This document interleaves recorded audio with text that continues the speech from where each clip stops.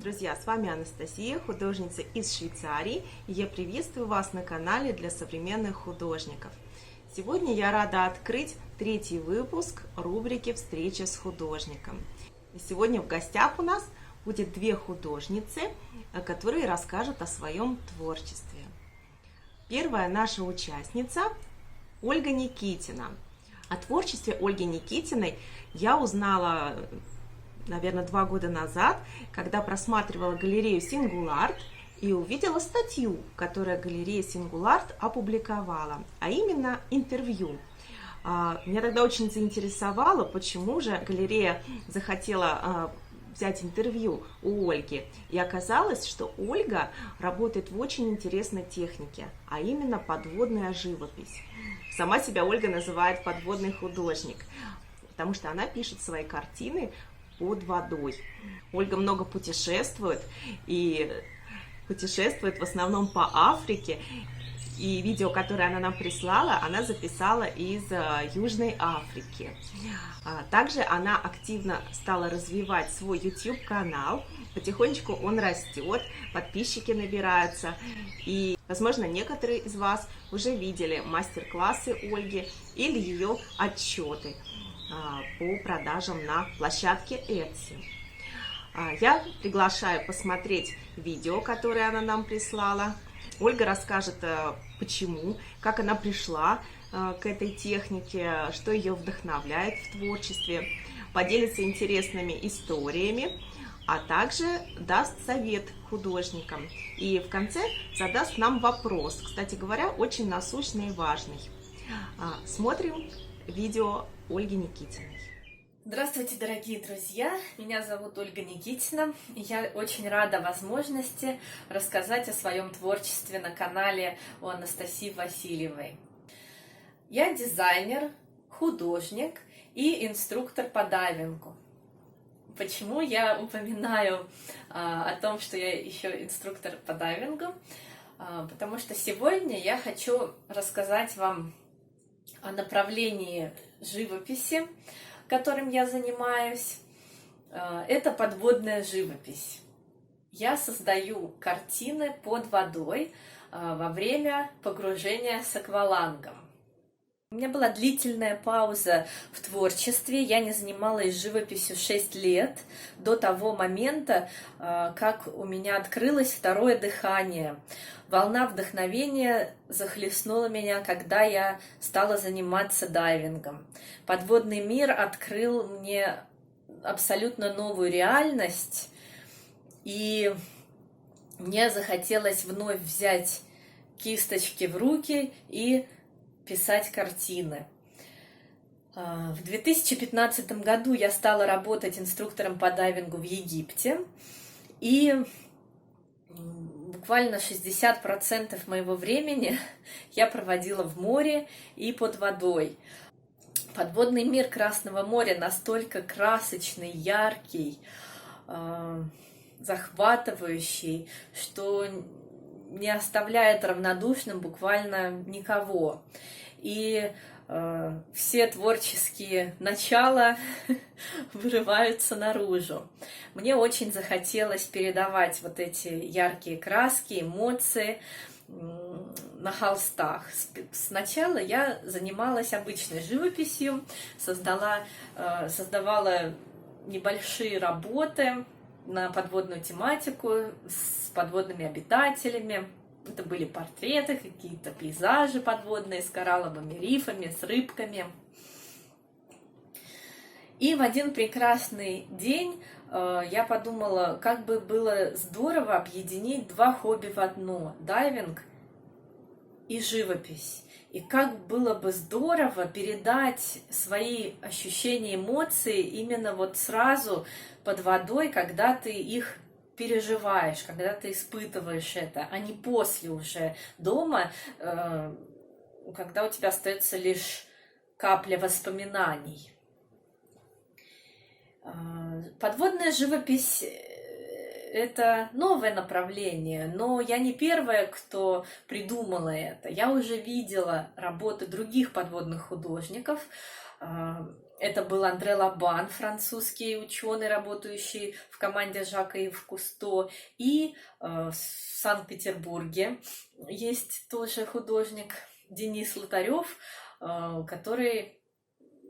работы которого меня очень впечатлили. То есть я уже имела понятие о том, что под водой можно писать, но я не знала, как это делать. Поэтому пришлось все изучать на собственном опыте, пробовать материалы, краски, разрабатывать технологию. Что-то удавалось, что-то нет, но в итоге я создала серию картин «Красное море». В серию вошло примерно 25 работ. Подводная живопись – это очень интересное, уникальное занятие, так как технология отличается от обычной живописи. Довольно тяжело накладывать краску на холст, тяжело смешивать цвета под водой. Но самое сложное – это то, что меняется восприятие цвета. Под водой с глубиной мы теряем цветовой спектр. И первый исчезает красный. Очень часто это большой сюрприз, когда всплываешь на поверхность с картиной, цветовая гамма картины может быть совсем не той, что я ожидала, когда писала ее под водой на глубине. Но это является определенным шармом подводной живописи в том же числе. Еще один момент, который мне нравится, исполняя картины под водой, это ограничение во времени. Я стараюсь написать картину за одну подводную сессию, за одно погружение, что примерно бывает от часа до 2 часов, потому что второй раз никогда не передается та же атмосфера, что была изначально. То есть вот я пишу, находясь здесь и сейчас, мои ощущения, свет, вся окружающая атмосфера не может повториться в следующий раз, когда я погружусь в этом же месте. И картины, даже когда они не закончены, я стараюсь их уже оставлять такие, какие они есть. На мой взгляд, они получаются более легкие, чем у меня в обычной живописи, когда мы пишем, видим что-то не то, хотим переделать, доделать, и в итоге картина немножечко усталая получается. Задача не состоит в том, чтобы передать фотографическое сходство с окружающей средой. Для этого у нас есть фотоаппараты, мы можем сделать снимки. А вот передать ощущения атмосферы, эмоции, все, что будоражит нас под водой, вот это основная задача в подводной живописи. Еще один интересный момент – это то, что мозг во время дайвинга у нас с глубиной работает тоже по-другому, не так, как на поверхности. Мы насыщаемся азотом, и это влияет на наше восприятие всего. Мы немного затормаживаемся, как бы входим в состояние транса, и я заметила, это тоже влияет на то, как я исполняю работы под водой. Они отличаются от моих работ, которые я пишу в студии. Вы можете посмотреть в моем портфолио и заметить эту разницу. Вот, это тоже интересный момент такой. Сейчас у меня в студии представлены 2 моих подводных работы. Первая работа называется «Марафон». Это абстрактное изображение подводных водорослей, в которых быстро-быстро снуют рыбы. Очень красиво переливаются в солнце, всегда спешат куда-то по своим делам. И вот у меня создалось впечатление, что это марафон. У каждого свой марафон в жизни, и у людей, и у рыб. Картина написана на глубине 5 метров. На 5 метрах еще легко распознавать цветовую гамму, а вот на 10 метрах довольно сложно. И вот вторая работа у меня написана на 10 метрах глубины примерно. Это тоже абстрактное изображение кораллового рифа. Остальные работы у меня представлены на моем сайте, можно посмотреть. На моем канале YouTube есть несколько интересных видео самого процесса, как я пишу картины под водой. И еще мы проводили выставку в 2017 году, подводную выставку в Египте под водой на глубине 5 метров. Мы выставили все работы, которые я написала под водой в различных местах, протянули веревочку как маршрут-указатель для дайверов, куда плыть.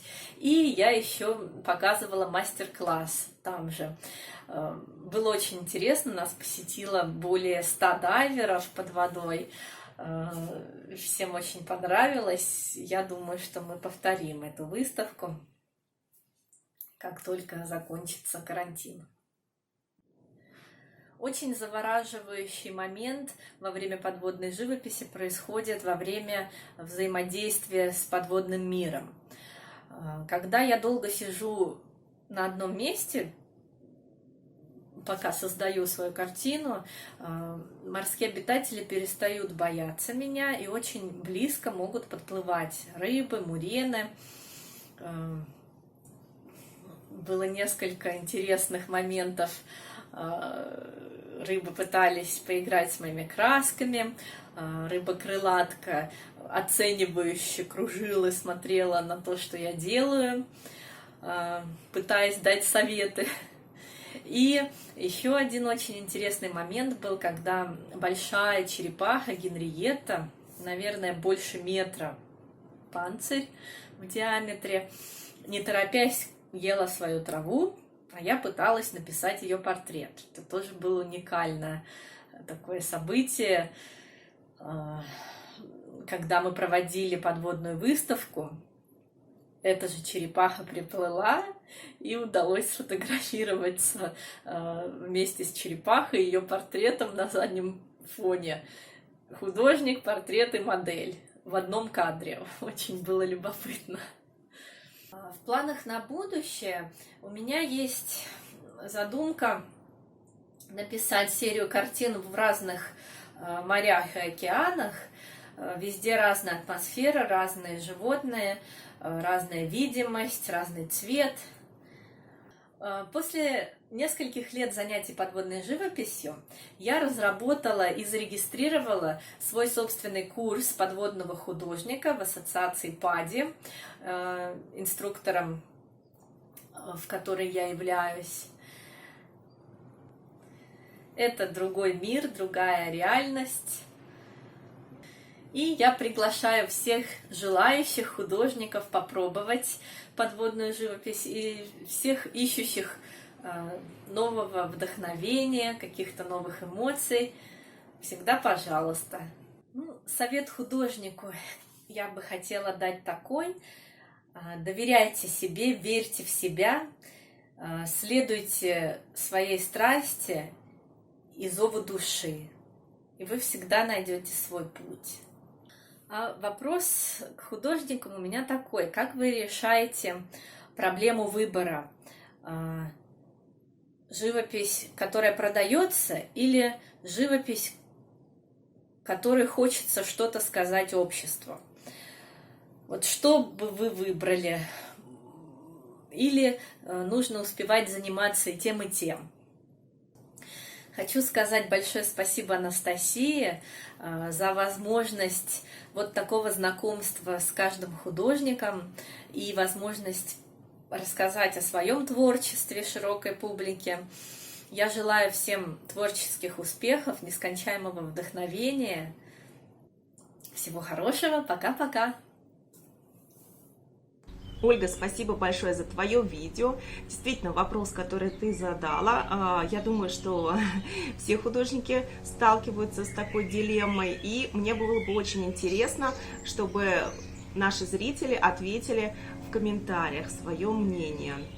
Пожалуйста, пишите ваши ответы в комментариях и поддерживайте это видео лайками. Все контакты Ольги я оставлю в комментариях. У меня так поют птицы, уже практически лето на дворе. Следующая наша участница – художница Лана Риттер. Она тоже живет в Швейцарии, и познакомилась я с ней именно здесь. Давайте вместе посмотрим видео, которое подготовила для нас Лана Риттер, ее рассказ о творчестве, а также про другие творческие проекты. Рисованием я занимаюсь всю жизнь. Еще ребенком я начала рисовать. Но серьезно к живописи я пришла в 2016 году, даже в 2014 году, но это были первые шаги такие самостоятельные, когда появилась потребность, глубокая потребность в рисовании и в творчестве. В 2016 году мне посчастливилось узнать Оксану Сансон, это русская художница, которая живет и работает во Франции. У Оксаны очень интересная школа, онлайн-школа, где дает она знания, базовые знания для художника, начиная с композиции и далее специализируется по абстракции, арт-портреты, лессировка, свет в живописи, очень много интересных различных курсов. Если вам интересно, вы пишите мне, и я вам дам контакты этой школы. Итак, после года занятий у Оксаны я вышла в свободное плавание и начала искать свой стиль.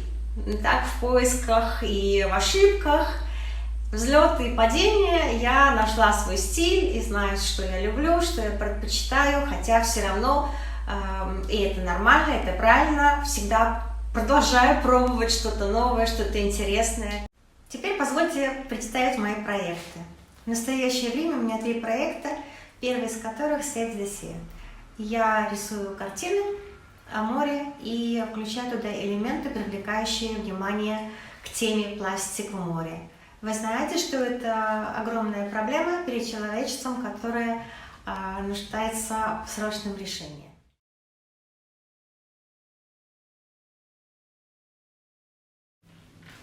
В рамках этого проекта я готовлю видео для YouTube, в котором буду поднимать, освещать эту тему и демонстрировать мои работы.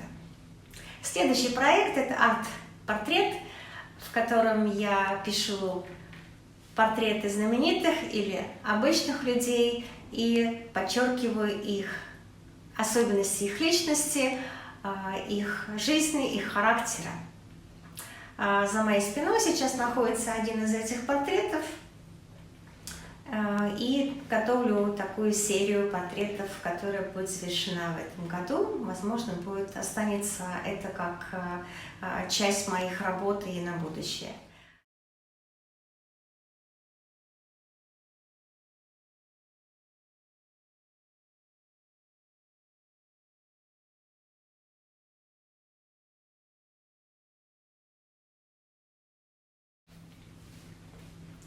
И третий проект – это художественный журнал Digital. Он находится пока только в Instagram, на моем аккаунте. И в дальнейшем я намерена расширить это. Мне очень нравится этот проект. Это меня очень захватывает. Направлен на коллекционеров, для коллекционеров. Я поднимаю тему цвета картин, стиля картин, направлений в живописи. Это пока маленькие сюжеты, я только пробую это сделать, только этот проект в развитии, но это очень мне нравится и очень забавляет меня в хорошем смысле, то есть очень захватывает меня, мне нравится этот проект, я делаю это с удовольствием. Составляю маленькие сюжеты, и мне очень приятно, когда я слышу отклики, что люди интересуются этим, им нравятся мои видео, эти маленькие сюжеты, и я готова дальше работать в этом направлении, потому что я вижу, что это интересно для других людей, для коллекционеров.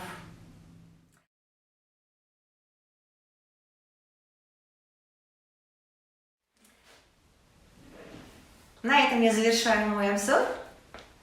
Была очень рада рассказать вам о себе, о моих планах.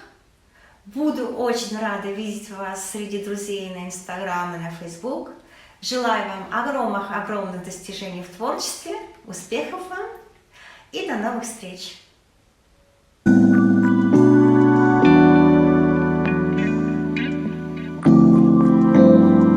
Лана, большое спасибо за видео. Друзья, мне очень приятно, что вы присылаете видео в новую рубрику. Пожалуйста, будьте активными. Те из вас, кто уже смотрел мое предыдущее видео, знают, что на моем канале проходит розыгрыш призов от галереи Artbox. И все участники рубрики «Встреча с художником» автоматически участвуют в розыгрыше главного приза. А это бесплатная заявка в проект Цюрих 3.0 для 2 работ.